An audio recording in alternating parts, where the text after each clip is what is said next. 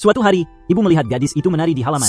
Dia sangat marah dan langsung menusukkan gunting ke dalam sepatu tari gadis itu. Kemudian ia dengan kejam mengikat kedua kaki gadis itu, mengikatnya dengan borgol dan mengikatkannya ke meja. Gadis itu tidak mengerti mengapa dia tidak boleh menari, tidak tahu bahwa ibu menyimpan kebencian di hatinya. Dulu dia adalah bintang utama di akademi tari. Namun karena seorang wanita menggantikan posisinya, dia mulai membenci wanita itu.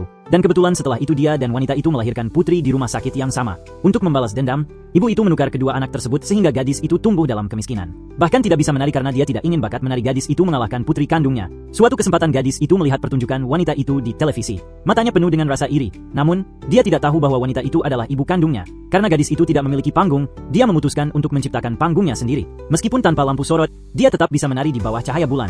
Namun, ketika ibu pulang ke rumah, dia merasa sangat takut. Dia tahu ini adalah larangan besar bagi ibunya. Dan ibu itu tanpa belas kasihan menarik sepatu tari dari kakinya, kemudian menghancurkannya dengan gunting, lalu mengancam gadis itu.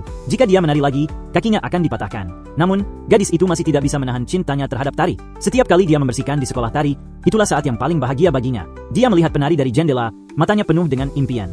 Mendengar deskripsi wanita di dalam, dia diam-diam memperbaiki gerakan tariannya. Namun, dia tetap ketahuan karena wanita itu melihatnya mengintip untuk pertama kali. Dan gadis itu sebagai petugas kebersihan tidak berhak menari. Namun gadis itu langsung menunjuk kesalahan dalam gerakan tari wanita itu. Wanita itu sangat tidak senang mendengarnya karena dia adalah anak dari wanita itu, tapi justru diperbaiki oleh seorang petugas kebersihan. Saat itu, wanita itu mulai curiga apakah gadis itu pernah belajar menari. Namun, dia tidak tahu bahwa gadis itu hanya diam-diam menonton video tari wanita itu dan mempelajarinya sendiri. Dia sangat mengaguminya. Namun, wanita itu merasa ada keakraban saat melihat gadis itu. Namun, ibu itu selalu menyiksa gadis itu, sembunyi-sembunyi memperhatikan wanita itu dengan penuh perhatian. Segala yang disukai wanita itu selalu diam-diam diberikan kepadanya. Tapi wanita itu tidak menghargainya karena dia berpikir ibu itu berpura-pura peduli untuk mendekati keluarga mereka. Meskipun ibu itu sekali lagi mengeluarkan pelindung kaki yang dijahitnya selama 3 hari 3 malam, dia tetap menolak.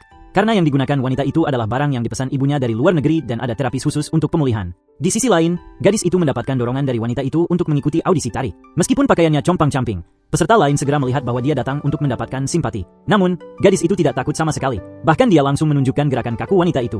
Kata-kata gadis itu langsung membuat wanita itu marah dan mengancam gadis itu dengan kekuasaan wanita itu. Kemudian terus memamerkan semua guru tari yang diundang oleh wanita untuknya dan pakaian yang semuanya dipesan dari luar negeri. Kemudian dia berbalik dan pergi. Tak lama setelah itu, giliran wanita itu untuk tampil sebagai juri. Dia mengatur wanita itu untuk menari dengan penuh kendali dan akhirnya mendapatkan pujian dari semua juri. Saat giliran gadis itu tiba, gerakan tari gadis itu justru menarik perhatian wanita itu. Langkahnya yang stabil membuat juri mengangguk setuju. Meskipun tari gadis itu diakui oleh semua orang, namun juri masih menunjuk kekurangannya. Karena tarian gadis itu terlalu personal dan mereka sengaja mencari kesalahan jelas untuk memberikan medali emas kepada wanita itu. Namun, wanita itu berdiri dan membantah pandangan mereka. Dia menyatakan bahwa tari lain bingung.